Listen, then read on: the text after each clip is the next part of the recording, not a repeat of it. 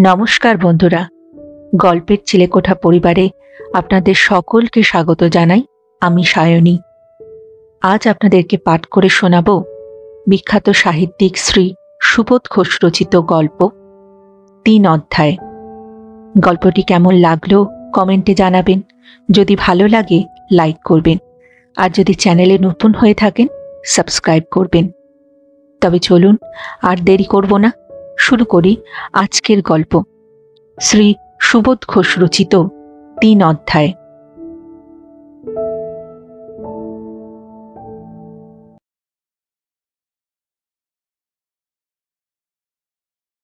অহিভূষণ হঠাৎ এসে বলল, ভাই ভবানী, একটা কনফিডেন্সিয়াল টক ছিল তোর সঙ্গে। আড্ডার মাঝখানে বসেছিলাম। বারিন তখন বলছিল, কি আশ্চর্য, কি আশ্চর্য, মেয়েটাকে মুহূর্তের জন্য একটু হাসতে দেখলাম না। লোকের দিকে একটু চোখ তুলে তাকাবার সাহস পর্যন্ত নেই। এই ধরনের মেয়েদের মতিগতি যদি একটু অ্যানালিসিস করে দেখো, তাহলে বুঝতে পারবে যে তারা শুধু চায়। পুলিন বাড়ুজ্যের মেয়ে বন্দনার কথা বলছিল বারিন। এইরকম একটা সুপ্রাসঙ্গিক অবস্থায় এসে অহিভূষণ বাধা দিল। আরো বেশি অপ্রসন্ন হয়ে উঠলাম অহিভূষণ যখন বলল, এখানে বলতে পারবো না ভাই, একটু ডিস্ট্যান্সে যেতে হবে।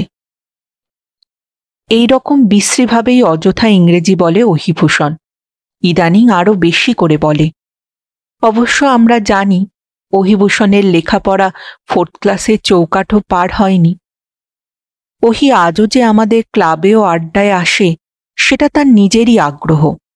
আমরা ওকে কখনো চাইনি, চলে যেতেও অবশ্য স্পষ্ট করে কখনো বলি না, কিন্তু আমাদের আচরণে সেটা ওর বোঝা উচিত ছিল।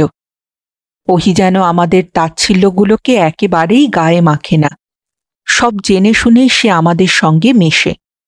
ওহি যেন আজও আমাদের ক্লাসটা ছাড়তে চায় না, যেন শেষ বেঞ্চের এক কোণে একটু পৃথক হয়ে সবার পেছনে বসে থাকবে, তবু আমাদেরই সঙ্গে। বলতে ভুলে গেছি, বারিনও সেই 4th ক্লাসেই ফেল করেছিল, আর পড়াশুনো না করে স্কুল ছেড়ে দিল, এবং ইংরাজিও বলে বেশ বিশ্রীভাবে। কিন্তু 8 বছর পরেও বারিন আর আমরা যেন এক ক্লাসেই আছি। বারিন কন্ট্রাক্টরি করে, এরই মধ্যে বেশ কিছু যাকে বলে বেশ সম্পন্ন হয়ে উঠেছে। কিন্তু ওহি ঠিক তার উল্টো। ওহির কথা একেবারে স্বতন্ত্র। বড় সাংঘাতিকভাবে ফেল করেছে ওহি। 22 টাকা মাইনের একটা চাকরি করে। দুঃখটা আসলে ওই 22 টাকায় বাধা দীনতার জন্য নয়। আসল কথা হলো চাকরিটাই বড় নিচে, নোংরা, নগণ্য চাকরি। কখনো কোনো ভদ্রলোকের ছেলেকে এরকম চাকরি করতে আমরা দেখিনি, শুনিও নি। খুব ভোরে ঘুম ছেড়ে বাইরে বেড়ানো যাদের অভ্যাস, তারাই শুধু অহিভূষণের চাকরির স্বরূপ জানে, কারণ তারাই ব্যাপারটা স্বচক্ষে দেখতে পায়। এক হাতে প্রকাণ্ড একটা খাতা আর এক হাতে একটা লক্কর সাইকেলের হ্যান্ডেল ধরে শহরে যত লেন আর বাইলেনের মোড়ে কিছুক্ষণের জন্য দাঁড়িয়ে থাকে অহিভূষণ। ভোরের আবছা অন্ধকারের মধ্যে সরু গলির মুখ থেকে এক এক করে 4-5টি অদ্ভুত ধরনের মূর্তি এসে ওহির কাছে দাঁড়ায়। খাতাটা খুলে ওহি তাদের হাজিরা লেখে। নিচু স্বরে কয়েকটা কথা বলে ওহি, কখনো বা বিরক্ত হয়ে ধমক দেয়। তারপরেই অহিভূষণের লক্ষ্য সাইকেল আবার আর্তনাদ করে ওঠে, আর একটা গলির মোড়ে গিয়ে দাঁড়ায় অহিভূষণ চাটুজ্জে। আমাদের এই ছোট্ট শহরের ছোট্ট মিউনিসিপ্যালিটির একজন কর্মচারী হল আমাদের পরিচিত প্রাক্তন সহপাঠী অহিভূষণ। রাত্রি ভোর হতে না হতে পাখির ঘুম ভাঙার আগেই ম্যাথররা শহরের ময়লা পরিষ্কার করে। এক একটা দল বের হয় ঝাড়ু হাতে রাস্তা ঝাড় দিতে। কয়েকটা দল বের হয় মাথার ওপর পুলিশবাহী বড় বড় টিনের টব নিয়ে। 2 চাকার ওপর পিপে বসানো একটা অদ্ভুত ধরনের গাড়িও আছে মিউনিসিপ্যালিটির। একটা বুড়ো বলদ খুঁড়িয়ে খুঁড়িয়ে গাড়িটাকে রাস্তা দিয়ে টেনে নিয়ে যায়। পিপের গায়ে 2 সারি ফুটো আছে। খুব ভোরে উঠলেই দেখতে পাওয়া যাবে পিপে গাড়িটা ভ্রাম্যমান ধারাযন্ত্রের মতোই হেলে দুলে কোঁকিয়ে কোঁকিয়ে চলে যাচ্ছে। রাস্তার ধুলো দৌরাত্ম্যকে শান্তি জল ছিটিয়ে শান্ত করে দিয়ে। আমাদের অহিভূষণের চাকরিটা হলো এই সব কাজের তদারক করা। তারই জন্য 22টি টাকা মাইনে পায় ওহি। লেখাপড়া শেখেনি, বাপ বেঁচে নেই, বাপের পয়সাও ছিল না, তবে মা আছে, মায়ের অসুখও আছে, তাছাড়া নিজের পেটের দায় তো আছেই। সামর্থ্য নেই, যোগ্যতা নেই, তাই বোধহয় এই সামান্য জীবনের দায়টুকু মেটাতে গিয়ে উপায় খুঁজতে খুঁজতে একেবারে নরকের কাছাকাছি চলে এসেছে ওহি। দুপুরবেলা যখন আদালতে 10টার ঘণ্টা বাজে, অর্থাৎ ঠিক যে সময় ভদ্রলোকের কাজের জীবন কলরব করে ওঠে, সেই সময় ওহি এক ভাঙা ঘরের নিভৃতে ক্লান্ত শরীর নিঃশব্দে ঝিমোয়। সূর্য উঠলে আমরা ঘরের বার হই, সূর্য উঠলে ওহি ঘরে ঢোকে। আমরা কাছারি রোড দিয়ে গাড়ি ঘোড়া, শব্দ এবং জনতা ভেদ করে যাই জীবিকা অর্জন করতে, আর ওহি ঘুরে বেড়ায় নির্জন, নিস্তব্ধ, অবসন্ন শেষ রাত্রের অস্পষ্ট গলিঘুজির মোড়ে, ড্রেন, পায়খানা, ডাস্টবিন সংকুল একটা ক্লেদাক্ত জগতের চোরাপথে। বিকেলবেলা ওহিকে আরও দুবার কাজের ক্ষেত্রে দেখা যায়। লক্ষ্যর সাইকেলটার পিঠে সওয়ার হয়ে মাইল দেড়েক দূরে শহরের বাইরে গিয়ে শ্মশান ঘাটের সিঁড়িতে একবার দাঁড়ায়। ডোমটার সঙ্গে কিছুক্ষণ কথা বলে, মরা আর চিতার হিসাব নেয়, তারপরেই গিয়ে দাঁড়ায় খালের ধারে, ময়লা ময়দানের কাছে। কথায় কথায় বলে, এমন চাকরি থাকলেই বা কি, আর গেলেই বা কি। চাকরির ব্যাপারে কতভাবে ফাঁকি দিচ্ছে ওহি, সেই সব বিবরণও বেশ ফলাও করে মাঝে মাঝে শোনায়। আমাদের একেবারে নিঃসংশয় করবার জন্য ওহি প্রায়ই বলে, সত্যি বলছি ভবানী, প্রাণ গেলেও আমি গলিফলির ভেতর ঢুকতে পারবো না। বারেন প্রশ্ন করে, ময়লা ময়দানে যেতে হয় না তোকে? ওহি বলে, কোশমিন কালেও না, আমি দূরে রাস্তার উপরে দাঁড়িয়েই কাজ দেখি। আমি জিজ্ঞেস করি, চিতা গুনতে যাস না আজকাল? ওহি সঙ্গে সঙ্গেই উত্তর দেয়, মোটেই না, ঘাটের সিঁড়িতে দাঁড়িয়ে হিসাব নিই, শ্মশানে আমি নামি না। একটু চুপ করে থেকে ওহি আবার নিজে থেকেই একটু অস্বাভাবিকভাবে গর্ব করে বলতে থাকে, কি ভেবেছে মিউনিসিপ্যালিটি 22 টাকা মাইনে দেয় বলেই বামুনের ছেলেকে দিয়ে যাচ্ছে তাই করিয়ে নেবে? আমরা প্রায় একসঙ্গে সবাই হেসে ফেলতাম। ওহি একটু আশ্চর্য হয়ে তাকিয়ে থাকত, আমাদের হাসির অর্থ বুঝবার চেষ্টা করত। ওহির কথা নিয়ে বেশিক্ষণ মাথা ঘামাবার মতো উৎসাহ কারও ছিল না। কথা প্রসঙ্গে একটু আধটু যা হলো তাই যথেষ্ট। পরমুহূর্তেই আমরা উৎকণ্ঠ হয়ে উঠতাম, কারণ বারিন একটি সুস্বাদু কাহিনী পরিবেশন করতে আরম্ভ করেছে। কি বলবো ভাই, আজকাল যেসব কাণ্ড করছে ললিতা, ফিক ফিক করে হাসে, ইয়া বড় বড় চোখ করে বেপরোয়া তাকিয়ে থাকে, কিন্তু আমি ভাই ভিড়তে চাই না। ওহি বেফাঁস রসিকতা করে বসে, তাহলে আমি ফিরে যাই, কি বল? হঠাৎ প্রসঙ্গ বন্ধ করে দিয়ে মুখটা কঠোর করে ওহির দিকে তাকিয়ে থাকে বারিন, বলে, তোমাকে এর মধ্যে ফোড়ন দিতে বলেছে কে শুনি? এসব কুৎসার অম্বলে ফোড়ন সচরাচর আমরাই দিয়ে থাকি। ওহি কখনো মন্তব্য করত না। ভদ্রবাড়ির তরুণীদের নামে কোনো রসালো প্রসঙ্গ উঠলেই ওহি বরং নিষ্পৃহভাবে চুপ করে থাকত। অতি পরিচিত এইসব প্রতিবেশিনীদের কাহিনীগুলিও ওর কাছে আজ যেন রানী, পরী আর দেবীর রূপকথার মতো, এতটাই অতি দূর অলিক দেশের গল্প হয়ে গেছে। এইসব প্রসঙ্গে তাই ওহিকে কখনো উৎসাহ প্রকাশ করতে আমরা দেখিনি। এই প্রথম হঠাৎ ভুল করে ফেলল। সঙ্গে সঙ্গে বারিনও অবশ্য তাকে সাবধান করে দিল। মেলামেশার দিক দিয়ে আমাদেরই আড্ডার ছেলে অহিভূষণ, আমাদেরই প্রাক্তন সহপাঠী, এক শহরের ছেলে, কিন্তু মনের রুচির দিক থেকে সে যে ভিন পাড়ার লোক, সে তথ্য তাকে আমরা কারণে অকারণে বুঝিয়ে দিই। কিন্তু একটি ক্ষেত্রে একটু ব্যতিক্রম ছিল। সেদিনের আড্ডায় বারিন সেই মেয়েটির নামেই যা খুশি তাই বলছিল। মেয়েটির নাম বন্দনা। এই বন্দনারই মতিগতি একটু অ্যানালিসিস করে বারিন বুঝতে পেরেছে যে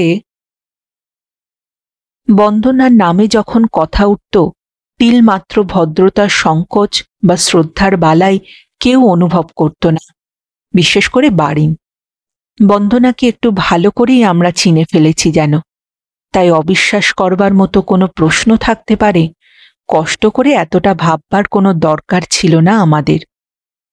অন্য কোনো মেয়ের সম্পর্কে বারিনের রসনার অসংযম হয়তো আমরা বাধা দিতাম, প্রশ্ন করতাম, সন্দেহ প্রকাশ করতাম, কিন্তু বন্দনার ঠিক সেই সব মেয়ের দলে নয়, তাদের বাইরে, অনেক নিচে।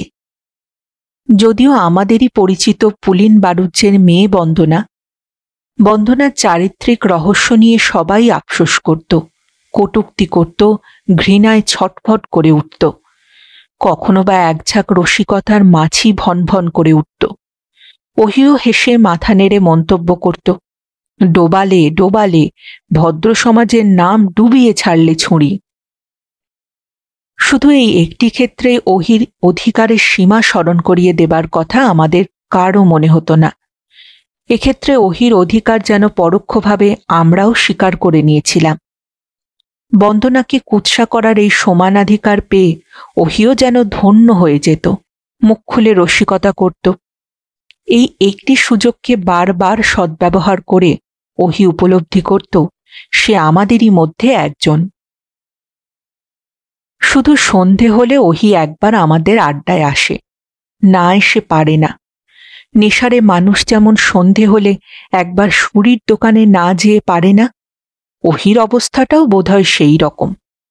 সেই কবে 8 বছর আগে আমাদের সঙ্গে এক ক্লাসে পড়ত অহিভূষণ, একই রিংয়ে বক্সিং করত, সেই পুরনো নেশা আজও বোধহয় ছাড়তে পারেনি ওহি। একটু বেশি ধোপদুরস্ত কাপড় চোপড় পরে সন্ধেবেলা আমাদের আসরে দেখা দেয়। আমাদের বিদ্রূপ, বিরক্তি, অশ্রদ্ধা সবই অকাতরে সহ্য করে। ছোটবেলায় ওহির এক একটা কঠোর স্ট্রেট লেফট ও ডান হাতের পাঞ্চ কতবার আমাদের ছিটকে বের করে দিয়েছে রিং থেকে বাইরে 3 হাত দূরে, তার কোনো ইয়াত্তা নেই। আজ যেন সেই অপরাধের প্রায়শ্চিত্তই করছে ওহি। আমাদের সব অশ্রদ্ধার আঘাত সহ্য করে সাত করেই পরাজিত হয়ে আমাদের রিংয়ের মধ্যে থাকতে চায়। একটু ডিস্ট্যান্সে যেতে হবে ভাই, প্রাইভেট টক আছে। ওহির অনুরোধ শুনে উঠে গিয়ে একটু আড়ালে দাঁড়ালাম। কি বলছিলি বল। তোর কাকাকে একটু বুঝিয়ে বলতে হবে ভাই, যেন আমার নামটা কেটে না দেন। আমার কাকা হলেন মিউনিসিপ্যালিটির চেয়ারম্যান। কাকা একটু বেশি পরোপকারী ও সদয় মানুষ, তাই আশ্চর্য হলাম অহিভূষণের মতো এক গরিব কর্মচারীর চাকরিটা খাবার মতো উৎসাহ তার কেন হবে। বললাম, তোকে বরখাস্ত করার কথা হয়েছে নাকি?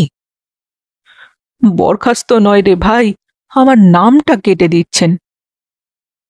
বরখাস্ত নয়, নাম কেটে দেওয়া হচ্ছে, কথাটার অর্থ বুঝতে পারছি না ওহি, ঠিক করে বল। তুই জানিস তো আমার পোস্টার নাম ছিল? না, জানি না। আমি হলাম ACS। সেটা আবার কি জিনিস? মানে আমি হলাম গিয়ে অ্যাসিস্ট্যান্ট কনজারভেন্সি সুপারভাইজার। 5 বছর ধরে এই নামই আমার চলে আসছে রে। আজ হঠাৎ তোর কাকা চেয়ারম্যান হয়ে কোথায় একটু উপকার করবেন তা না উঠে পড়ে লেগে গেছেন আমার নামটারই পিছনে। নামটা বদলে দিচ্ছে রে। তাতে তোর ক্ষতিটা কি? মাইনে তো আর কমলো না। না মাইরি না, সর্দার স্ক্যাভেঞ্জার নাম সহ্য করতে পারবো না রে। তুই বল ভাই, ভদ্রলোকের ছেলে হয়ে সর্দার স্ক্যাভেঞ্জার? তোরই বা এত নাম নিয়ে মাথা ব্যথা কেন? তোর আগে যে লোকটা সর্দার ছিল সে মানকিরাম, সে যে তোর চেয়েও মাইনে বেশি পেত। ওহির মুখটা বিষণ্ণ হয়ে উঠল, একটু অভিমান করেই যেন বলল, শেষে তুইও মানকিরামের সঙ্গে আমার তুলনা করলি ভবানী? একটু রাগ করে বললাম, মানকিরাম তোর চেয়ে ছোট কিসেরে ওহি? মানুষকে যে খুব ছোট করে দেখতে শিখেছিস, অথচ নিজে। ওহি শুধু চুপ করে তাকিয়ে রইল, কোনো উত্তর দিল না। এইভাবেই সামান্য একটা ধমকে তার সব বিদ্রোহ শান্ত হয়ে যায়। আর চুপ করে আমার ধমক আর মন্তব্যটাকেই মেনে নিল ওহি।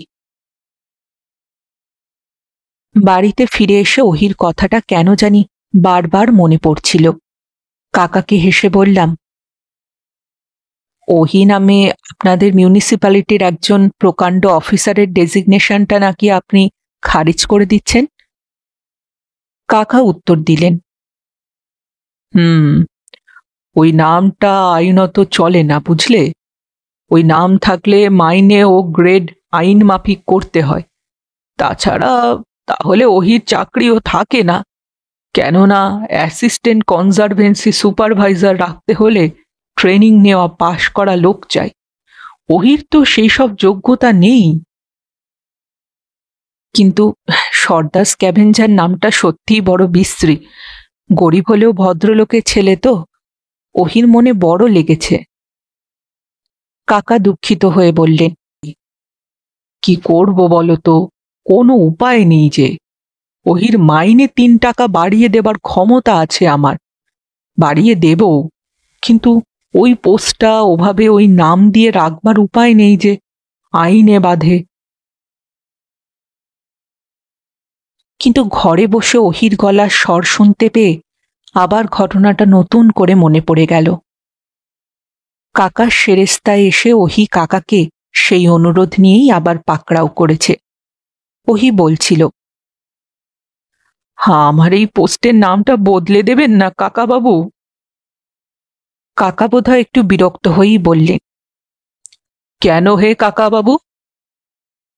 কাকার উত্তরটার মধ্যে এবং গলার স্বরে একটা প্রচ্ছন্ন বিদ্রূপের আভাসও ছিল যেন। ওহির মুখে কাকাবাবু ডাক হয়তো তিনি পছন্দ করলেন না। কাকা সেরেস্তার দরজার কাছে দাঁড়িয়ে একটু আড়াল থেকে উঁকি দিলাম। দেখলাম ওহি দাঁড়িয়ে আছে। ওহির নোংরা খাকি হাফ প্যান্ট আর বগল দাবা করা হাজিরা খাতাটা ওর সর্দারির সাজটাকে নিখুঁত করে তুলেছে। ওহির মুখটা আজও কিন্তু সেই পুরনো ধাঁচেই রয়ে গেছে। নাক আর চিবুকে সেই দক্ষিণী নটরাজের ব্রহ্মের মতো ছাঁদটা আজও মুছে যায়নি। গড়নটা কঠিন, কিন্তু ছাঁদটা কোমল। এই ওহি একদিন আমাদের স্কুলে প্রাইজের অনুষ্ঠানে কপালে রক্তচন্দনের তিলক কেটে মেঘনাথ সেজেছে, আবৃত্তি করেছে। কি সুন্দর ওকে মানাতো। আপাতত দেখছিলাম ওহিভূষণ কাকার প্রশ্নে একটু কাঁচুমাচু হয়ে বলল, আমি বলছিলাম। কাকা বললেন, কিছু বলতে হবে না তোমাকে, আমি যা করছি তোমার ভালোর জন্যই করছি। হয়তো মাইনে কিছু বাড়িয়ে দেব যদি। ওহি বলল, মাইনে বাড়ানোর জন্য আমি আপনাকে বিরক্ত করতে চাই না স্যার, কিন্তু আমার পোস্টের নামটা যদি আপনি একটু অনুগ্রহ করে। কাকা আমার পরম দয়ালু মানুষ, কিন্তু ভিক্ষে করবার এত বস্তু থাকতে কেউ এসে পোস্টের সম্মান ভিক্ষে করবে, সে ঔদ্ধত্যকে বোধহয় পৃথিবীর কোনো দয়ালুই প্রশ্রয় দিতে পারে না। কাকা হঠাৎ ভয়ানকভাবে চটে গিয়ে চোখ পাকিয়ে হিন্দি করে বলতে লাগলেন, মাইনে বাড়ানোর দরকার নেই না, তবে চাকরিটারই বা কি দরকার হে সর্দার? খুব বার বেড়েছে দেখছি। আগে আগে না হুজুর। সঙ্গে সঙ্গে এক সর্দার স্ক্যাভেঞ্জারের মুখ দীনতায় সংকুচিত হয়ে আর্তস্বরে যেন ক্ষমা প্রার্থনা করে উঠল। কাকা বললেন, যাও, খাড়া মাত্রা হইয়া। ওহি আজকাল আমাদের সান্ধ্য আড্ডায় আর প্রতিদিন আসে না। আসে মাঝে মাঝে, একটু গম্ভীর হয়ে থাকে। ওহি বোধহয় আমাদের অন্তরঙ্গতার সীমা সম্পর্কে সচেতন হয়ে উঠেছে। ওহির আচরণের এই পরিবর্তন সকলেই লক্ষ্য করল। আমি একদিন সকলকে রহস্যটা ফাঁস করে দিলাম। মিউনিসিপ্যালিটি ওহিকে সর্দার স্ক্যাভেঞ্জার নাম দিয়েছে অ্যাসিস্ট্যান্ট কনজারভেন্সি সুপারভাইজার নামটা রদ করে দেওয়া হয়েছে। তাই অভিমান হয়েছে ওহির। কাকার কাছে এই নিয়ে তর্ক করতে গিয়েছিল, কিন্তু কাকা ধমক দিয়ে খেদিয়ে দিয়েছেন। এরপরে যেদিন ওহি আড্ডাতে এলো, সকলে মিলে বেশ মিঠে কড়া করে ধমক দিল, তোর আবার এইসব ঘোড়ারোগ কেন রে ওহি? মাইনের পরোয়া করিস না, তাই নিয়ে চেয়ারম্যানের সঙ্গে মুখের উপর তর্ক করতে যাস। সর্দার স্ক্যাভেঞ্জারের কাজটা করবি, অথচ বললে তোর একেবারে মাথা কাটা যাচ্ছে। তুই কি ভাবছিস নিজেকে? তুই একটা ভয়ানক রকমের অফিসার। ধমক খেয়ে প্রতিবাদ করে না ওহি, অভিযোগ অস্বীকারও করে না। আজও ওহি নিরুত্তর থেকে অভিযোগ স্বীকার করে নিল। কিন্তু বলিহারি ওর ধৈর্য আর সহ্য গুণ। শুধু আমাদের আড্ডার স্পর্শটুকুর লোভেই ও সব সহ্য করতে পারে। পরপর অনেক দিন পার হয়ে গেল, ওহি আর আড্ডায় আসে না। হঠাৎ একদিন হাসতে হাসতে ক্লাবের বৈঠকে দেখা দিল ওহি। বীরভূমের এক গাঁয়ের এক গরিব স্কুল মাস্টারের মেয়ের সঙ্গে আমাদের ওহির বিয়ের কথা পাকাপাকি হয়ে গেছে। ওহি নিজে গিয়ে মেয়ে দেখে এসেছে। আমাদের কাছে একটা সলজ্জ আনন্দের সব কথা বলল ওহি। মেয়েটি দেখতে বেশ, ম্যাট্রিক ক্লাস পর্যন্ত পড়েছে, গানটাও গাইতে পারে। ওহি যেন তার জীবনের এক নতুন সূর্যোদয়ের কথা বলে চলে গেল। কিন্তু সেই মুহূর্তে সে বুঝতে পারেনি যে কি বিষদৃশ্য, কি অশোভন, কি অন্যায় কুকাণ্ডের একটা বার্তা সে আমাদের কানে পৌঁছে দিয়ে গেল। আমাদের মনের শান্তি নষ্ট হলো যে। আমরা বুঝলাম কত বড় ভাঁওতা দিয়ে এক ভদ্রলোকের মেয়ের সর্বনাশ করতে চলেছে ওহি। বেচারি স্কুল মাস্টার কখনো কল্পনাও করতে পারেনি যে এক সর্দার স্ক্যাভেঞ্জারের হাতে তার মেয়েকে তিনি সঁপে দিতে চলেছেন। তিনি হয়তো শুধু জানেন অ্যাসিস্ট্যান্ট কনজারভেন্সি সুপারভাইজার নামে এক কড়কড়ে অফিসারের সঙ্গে তার মেয়ের। সমাজের একটা স্বাভাবিক আত্মরক্ষা করার শক্তি আছে। সেদিনই দুপাতা চিঠি লিখে সব ব্যাপার আমরা জানিয়ে দিলাম স্কুল মাস্টার ভদ্রলোককে। ওহিও 3 দিন পরে বীরভূমের এক গেঁয়ো ডাকঘর থেকে টেলিগ্রাম পেল, বিয়ের প্রস্তাব বাতিল। আমাদের যা করবার সব গোপনেই করেছিলাম। ওহি কি বুঝল তাও আমরা জানি না, কিন্তু ওহি আর আমাদের আড্ডায় এলো না।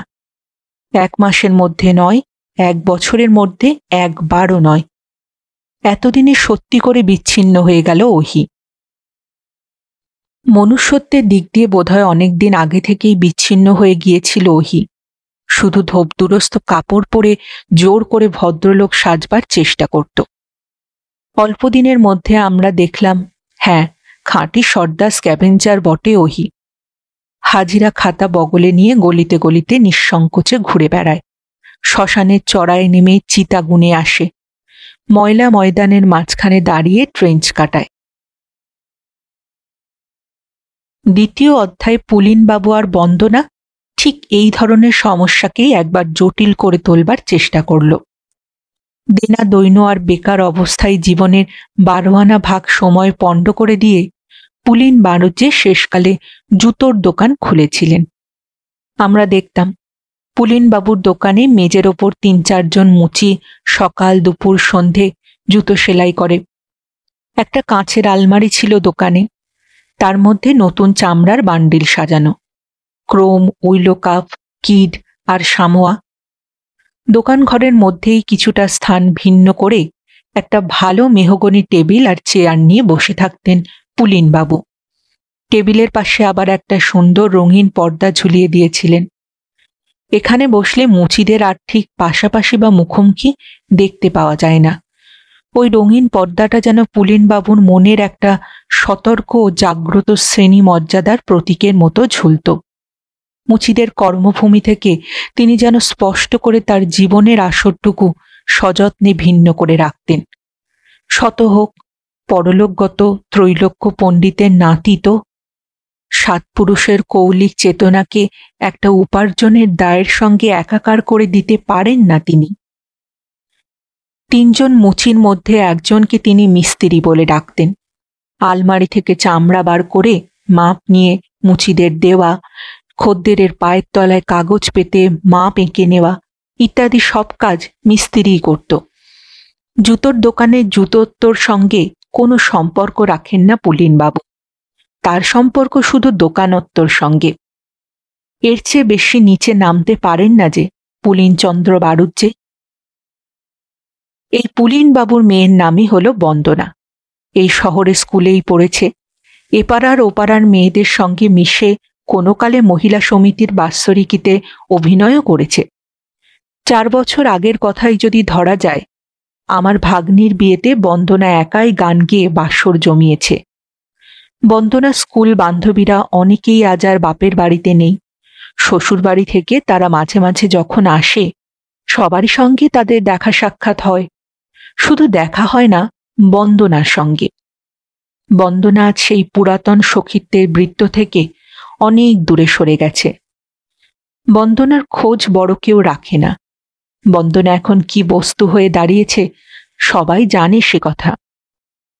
সেই সখিত্বের আগ্রহ দূরে থাক, তাদের মনের দিক দিয়ে অস্পৃশ্যতা গোছের একটা বাধা বন্দনাকে আজ একেবারেই অস্পষ্ট করে দিয়েছে। হাসপাতালে কি একটা কাজ করছে বন্দনা। বন্দনার মা অবশ্য লোকের কাছে বলেন নার্সের কাজ, কিন্তু তাই বা কি করে হয়? বন্দনা তো নার্স বিদ্যা পাশ করেনি। যাই হোক, এতটা বাড়াবাড়ি পুলিন বাড়ুজ্জের উচিত হয়নি। জীবনে টাকার প্রয়োজন কার না আছে? কিন্তু তাই বলে সব ভদ্র আনার সংস্কার অমান্য করে, সমাজের স্বীকৃতি অস্বীকৃতির তোয়াক্কা না করে, রুচি অরুচির বালাই না রেখে শুধু কাজ আর পয়সাকে শ্রেষ্ঠ করে তোলা মানুষের লক্ষণ নয়। একে জীবিকা অর্জন বলে না, এটা হলো জীবনকে বিকিয়ে দেওয়া। পুলিন বাড়ুজ্জে খুবই গরিব, সন্দেহ নেই। তার গরিবত্বের জন্য অবশ্য আমাদের সবারই সমবেদনা আছে, কিন্তু গরিবত্ব ঘোচাবার যে পথ তিনি বেছে নিলেন, সেই পথটাকে কেউ সম্মান করবে না।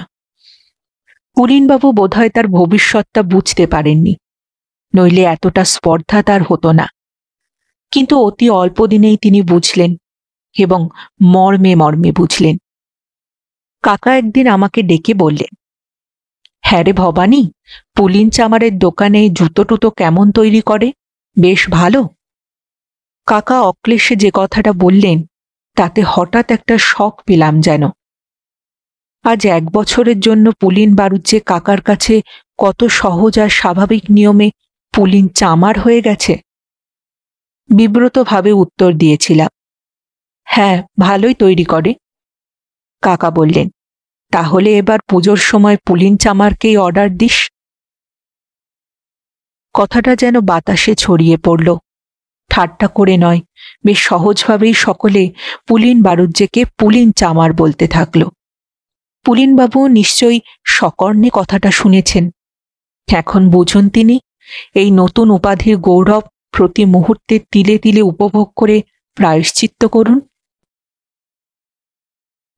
জুতোর অর্ডার দিতে গিয়ে দেখলাম কয়েক মাসের মধ্যেই আশ্চর্য রকমের বদলে গেছেন পুলিনবাবু। 1 বছর আগেও আমাকে তুমি বলে সম্বোধন করেছেন, আজ আমাকে আপনি করে বললেন। আলমারি খুলে নানা রকম চামড়া বার করে দেখালেন। একজোড়া অক্সফোর্ড হান্টিং দরকার ছিল আমার।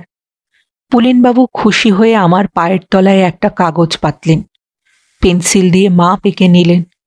ভয়ানক রকম একটা অস্বস্তির মধ্যে আমার পাটা শিরশির করে উঠল, যেন একটা অপরাধ করছি। মনের কোণে এইরকম একটা দুর্বলতা নিঃশব্দ গঞ্জনার মতো পীড়া দিতে লাগলো।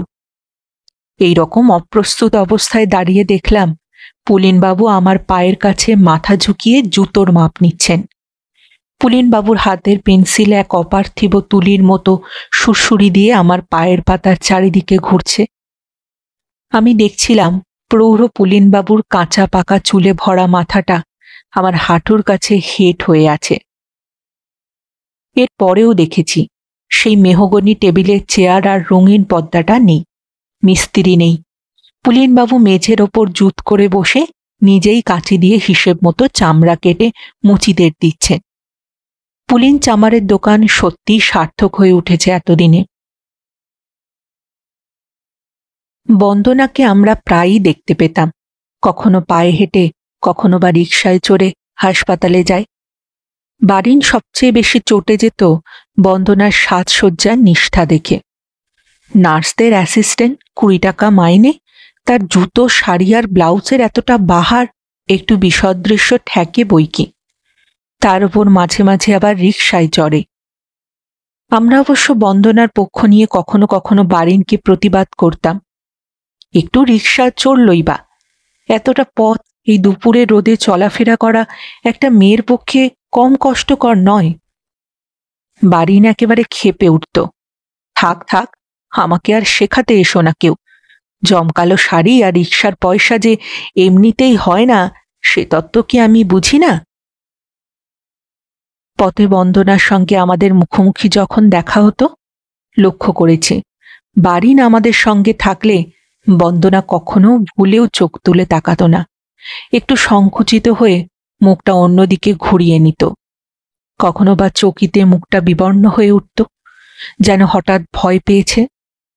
বারিন আবার চটে উঠে বলতো, ঠিক এই ধরনের হাবভাব যেসব মেয়েদের দেখা যায়, যারা ইচ্ছে করেও হাসতে পারে না, চোখ তুলে তাকাতে পারে না, তাদের মতিগতি একটু অ্যানালিসিস করলেই বুঝতে পারবে যে তারা শুধু চায়।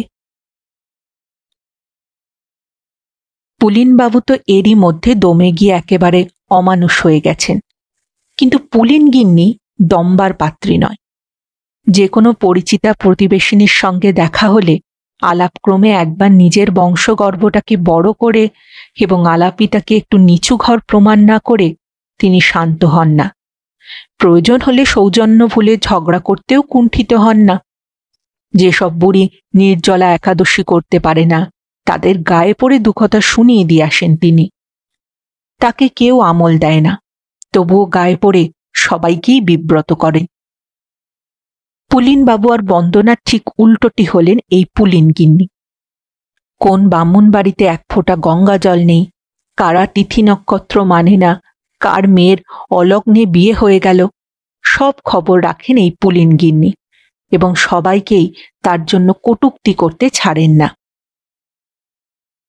এই পুলিন গিন্নি কবে এবং কি করে বন্দনার একটা বিয়ের ব্যবস্থাও পাকাপাকি করে ফেলেছেন, তা আমরা আগে জানতে পারিনি। কিন্তু ধর্মের কল বাতাসে নড়ে। পাত্রের মামা বন্দনাকে আশীর্বাদ করতে এলেন এবং উঠলেন আমাদের বাড়িতে। পাত্রের মামা আমার কাকার বন্ধু, তার কাছেই সব খবর শুনলাম। তার ভাগ্নে অর্থাৎ পাত্রটি হল পাটনার এক প্রফেসর, বেশ ভালো চেহারা, মডার্ন ও স্মার্ট ছেলে। পুলিনগিন্নি বন্দনাকে নিয়ে মাত্র 2 দিনের জন্য পাটনায় গিয়েছিলেন। মেয়ে দেখে পাত্র খুশি হয়েছে, পাত্রপক্ষও রাজি। আমরা আশ্চর্য হলাম, কাকা আতঙ্কিত হলেন। তারপরে সবাই মিলে খুব হাসতে লাগলাম। কাকার বন্ধু মশাই অপ্রস্তুত হয়ে জিজ্ঞেস করলেন ব্যাপারখানা কি। কাকা তাকে সান্ত্বনা দিলেন, যাক, আপনার ভাগ্য ভালো যে আপনি আমার এখানে উঠেছেন। এই পাত্রেই আপনার ভাগ্নের জন্য একেবারেই ঠিক নয়। সব কথা পরে হবে, এখন বিশ্রাম করুন। রাত্রিবেলা ক্লাব থেকে ঘরে ফিরেই দেখি পুলিন গিন্নি খুড়িমার সঙ্গে কথা বলছেন। বারান্দায় চেয়ার টেনে নিয়ে পুলিন গিন্নি খুড়িমাকে বলছেন, দিদি, আপনি বিশ্বাস করুন, বন্দনা কখনো রোগীর প্যান্ট ট্যান ছোঁয় না। চাকরি করে এই মাত্র, তাই বলে ব্রাহ্মণ মেয়ে কি ওসব নোংরামি করতে পারে দিদি? একবার উঁকি দিয়ে পুলিন গিন্নির চেহারাটা দেখলাম। সে চেহারাই নয়, একটা প্রচ্ছন্ন আশঙ্কায় পুলিন গিন্নির মুখটা নিষ্প্রভ হয়ে আছে, যেন তার সর্বস্ব ডুবতে বসেছে। খুড়িমার কাছে যেন একটা পরিত্রাণের প্রার্থনা বারবার কাতরভাবে শোনাচ্ছিলেন পুলিন গিন্নি। খুড়িমা বললেন,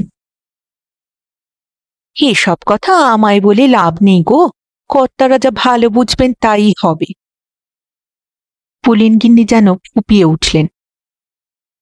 আপনি ভবানীর কাকাকে একটু বুঝিয়ে বলুন দিদি, ছেলের মামা ওর বন্ধু। আমি জানি উনি হ্যাঁ বললেই বিয়ে হবে, আর উনি না বললেই বিয়ে ভেঙে যাবে। উনি তো বন্দনাকে ছেলেবেলা থেকে দেখে আসছেন, উনি জানেন বন্দনা কেমন মেয়ে। খুড়িমা বললেন, তাই তো হবে, উনি যদি ভালো বোঝেন তবেই। পুলিন গিন্নি ওঠবার আগে খুড়িমার হাত ধরে আরো একবার অনুরোধ করলেন, আপনি একটু বুঝিয়ে বলবেন কিন্তু দিদি। পুলিন গিন্নি যাবার সময় কাকার বৈঠকখানার দরজার কাছে হঠাৎ কি ভেবে দাঁড়ালেন। কাকা তখন তার বন্ধুকে এই কথাই বোঝাচ্ছিলেন, মেয়ে হলো হাসপাতালে জমাদারনি, এই রকম একটি মেয়ের সঙ্গে আপনার ভাগ্নের বিয়ে দিতে চান? পাত্রের মামাবাবু কিছুক্ষণ হতভম্ব হয়ে থেকে উত্তরে না বলছেন। কথাগুলি কানে যাওয়া মাত্রই পুলিন গিন্নি ছটফট করে পালিয়ে গেলেন। পুলিন গিন্নির ষড়যন্ত্র ফেঁসে গেল। এই ব্যাপারে বোধহয় খুশিই হলো সবাই। বারিন খুশি হলো এই কারণে যে বন্দনার বিয়ে ভেঙে গেল। বন্দনার চেয়েও কত গরিবের মেয়ের বিয়ে হয়েছে বড়লোকের সঙ্গে, তার মধ্যে তো বিসদৃশ্য কেউ কিছু দেখেনি। গরিব বলে নয়, পুলিন বাড়ুজ্জে আর বন্দনা বাপ বেটি মিলে যা বেপরোয়া জুতো টুতো বেচতে আরম্ভ করল, তারই ফল ফলছে একে একে। সমাজে কুলের প্রশ্ন হয়তো বড় পুরনো হয়ে গেছে, সেসব নিয়ে কেউ মাথা ঘামায় না, কিন্তু একটা শিলের প্রশ্ন তো থেকেই যায়। এক সমাজে থাকতে হলে একই রকম শিলাচার তো মানতে হবেই। তার ব্যতিক্রম হলে সমাজ ক্ষমা করবে কেন? তাই আমরা কালচারের দিকটাই দেখছিলাম শুধু। আমরা কোনো ভুল করিনি, আর তার প্রমাণ এই যে দুবারই আমরা জিতে গেলাম। দুবারই দুটো অন্যায় হতে চলেছিল, তাই সামান্য আঘাতেই ভেঙে গেল। প্রথমটা ওহি, দ্বিতীয় পুলিনবাবু। ওই মানুষগুলিও কত সহজে ও সামান্য আঘাতেই ভেঙে গেল। সর্দার স্ক্যাভেঞ্জার বলা মাত্রই হু হু করে নেমে গেল ওহি। পুলিনবাবুও তাই।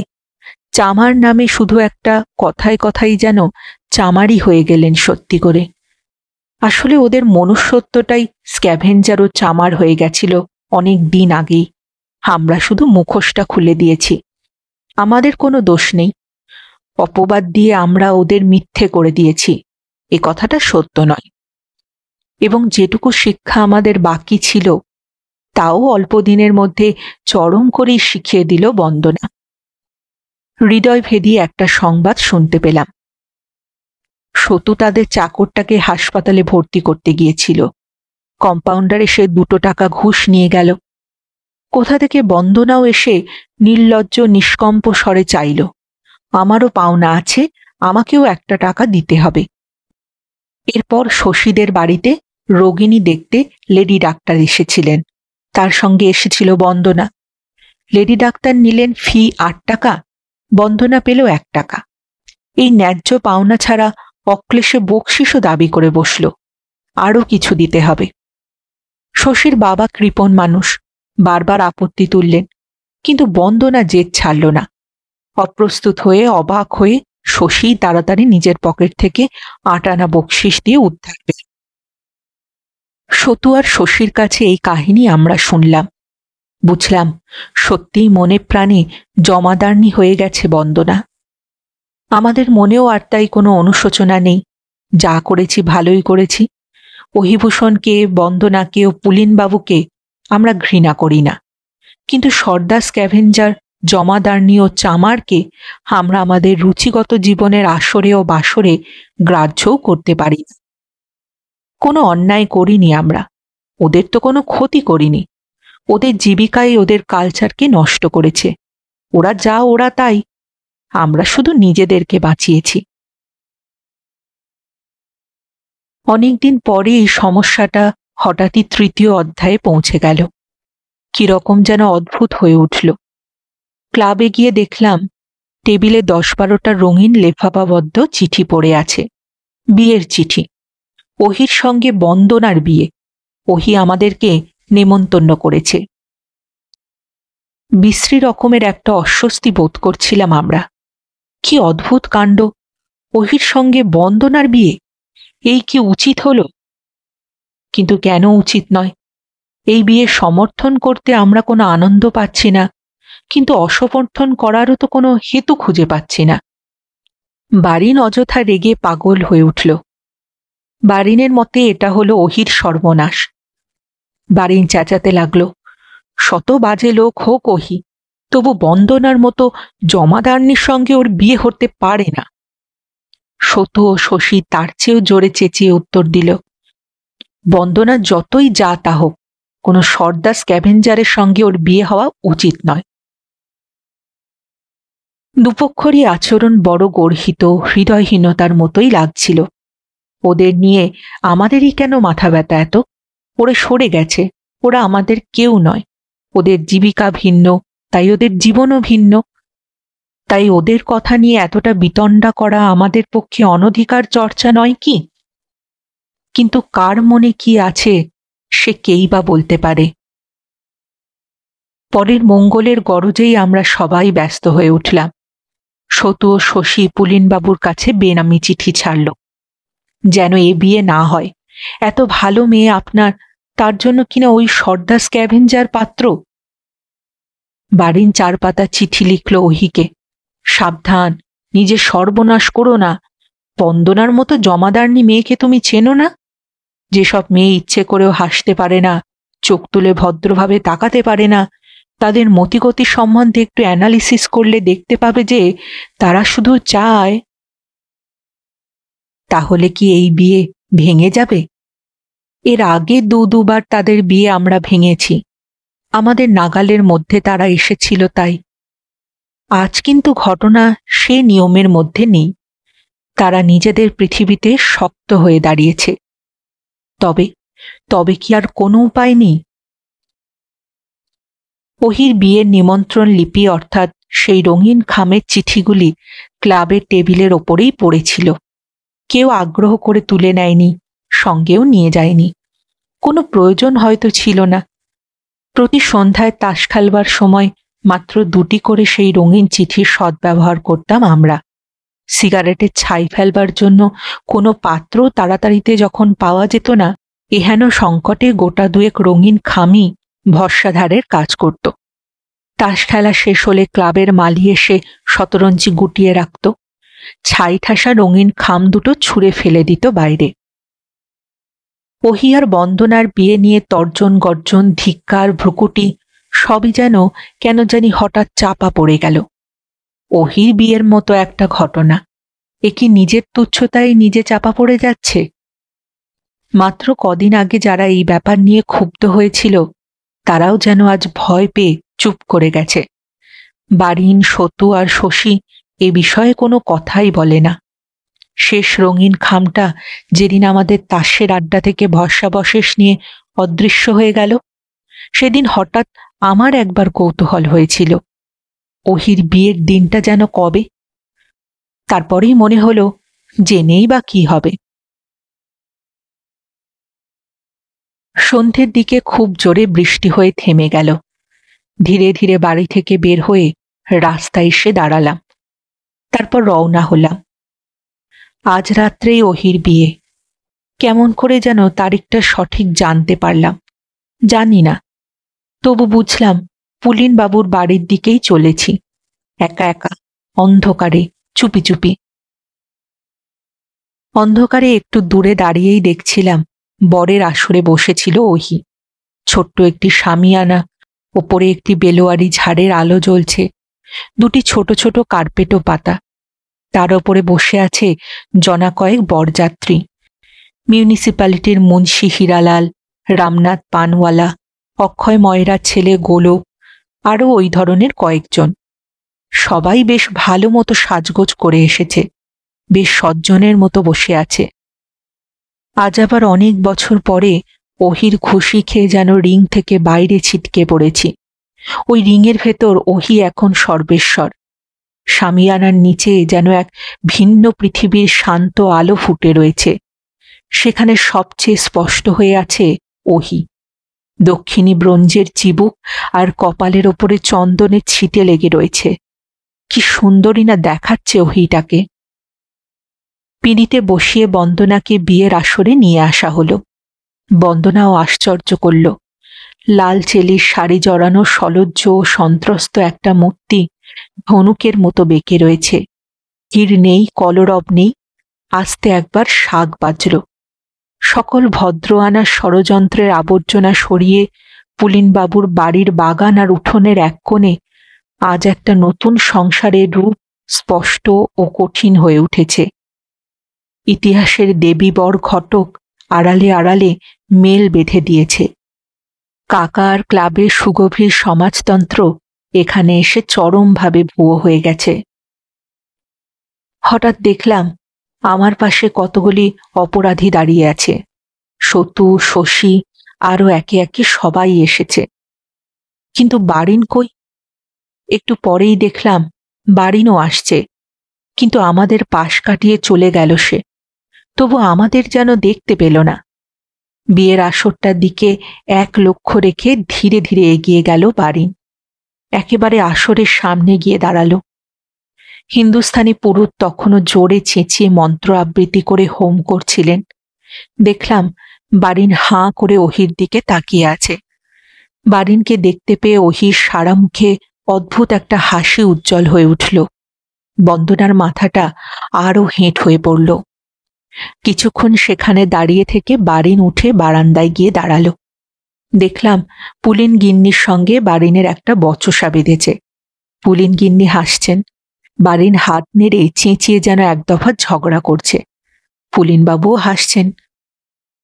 পরমুহূর্তে বারিন যেন কোথায় চলে গেল এবং কয়েক মিনিট পরেই ফিরে এলো। বারিনের সঙ্গে বারিনের জেঠিমা, বারিনের বোন দীপ্তি, বারিনের ভাগ্নি ডলি সকলে এলো। বারিন হঠাৎ ব্যস্ত হয়ে পড়ল, চাকরগুলোকেও ধমক দিল। শেষে স্পষ্ট শুনতে পেলাম পুলিন গিন্নির ওপর চটে গিয়ে বারিন গরম গরম কথা বলছে। ছি ছি, কোনো একটা ব্যবস্থা নেই আপনাদের, এ কি রকমের কাণ্ড! দেখলাম দীপ্তি আর ডলি একটা ঘর থেকে জিনিসপত্র টানাটানি করে বের করছে। বাসর ঘর তৈরি করছে। বারিনদের গোমস্তা এক ঝুড়ি ফুল দিয়ে গেল। ঘরের চৌকাঠের কাছে একটা হ্যাজাক বাতি জ্বালিয়ে খুটখুট করে কাজ করতে বসল বারিন। বারিনের কাণ্ড কারখানা দেখে আমাদের সংকোচও কেটে গেছিল। শেষকালে একেবারে প্রকাশ্যভাবেই আসরের কাছে গিয়ে দেখা দিলাম আমরা। বিয়ে তখন প্রায় শেষ। বারিন আমাদের দেখেই বলে উঠল, এই যে তোমরা তো শুধু গিলতে এসেছ, তো গিলেই যাও। এতক্ষণে সত্যিই একটা বিয়ে বাড়ির কলরব যেন। ওহি আর বন্দনা আমাদের পাশ দিয়ে বাসর ঘরে চলে গেল। সবাই হাসি মুখে ইশারায় অভিনন্দন জানালাম। লজ্জায় ও আনন্দে ওহি আমাদের দিকে একবার তাকিয়েই চোখ নামিয়ে নিল। বেশ পেট ভরেই গিলে নিলাম আমরা। বারিন তখনও ব্যবস্থা তদারক করছে। পুলিনবাবু সামনে এসে একবার বললেন, লজ্জা করে খেও না কিন্তু তোমরা, লুচি মিষ্টি যত খুশি দরকার চেয়ে নেবে। আজ 3 বছর পরে পুলিনবাবু হঠাৎ আমাদের আবার তুমি বলে সম্বোধন করলেন। এইবার আমাদের বাড়ি ফেরার পালা। বারিন তখনও বাসর ঘরের কাছেই ঘুরঘুর করছিল। আমরা ডাকলাম বারিনকে। বারিন সামনে এসে দাঁড়ালো।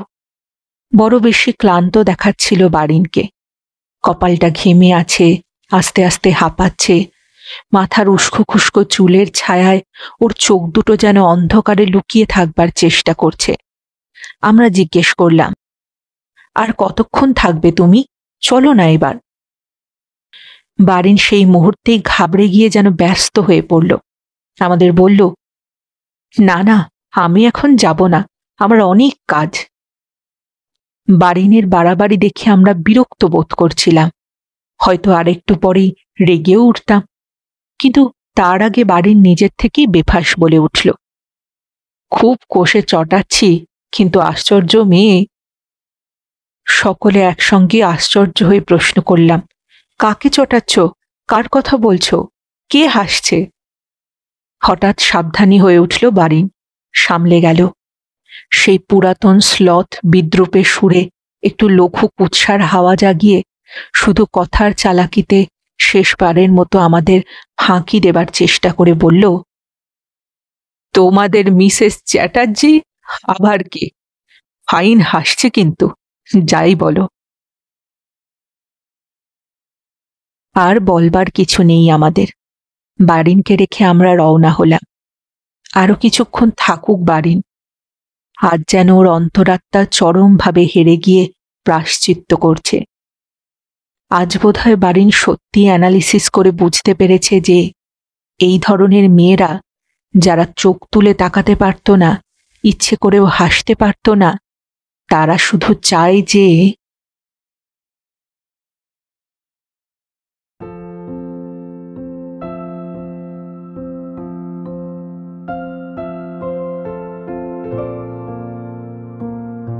শুনছিলেন আজকের গল্প শ্রী সুবোধ ঘোষ রচিত ৩ অধ্যায়। ফিরে আসছি আরেকটি নতুন গল্পের সঙ্গে কিছুদিনের মধ্যে। ততদিন ভালো থাকবেন, সুস্থ থাকবেন এবং গল্পে থাকবেন। আর আমার গল্প পাঠ ও উপস্থাপনা যদি ভালো লাগে তাহলে লাইক আর কমেন্ট করতে ভুলবেন না। আর চ্যানেলটিতে যদি নতুন হয়ে থাকেন সাবস্ক্রাইব করবেন। তাহলে আজ এখানেই বিদায় নেব। আবার দেখা হচ্ছে। নমস্কার।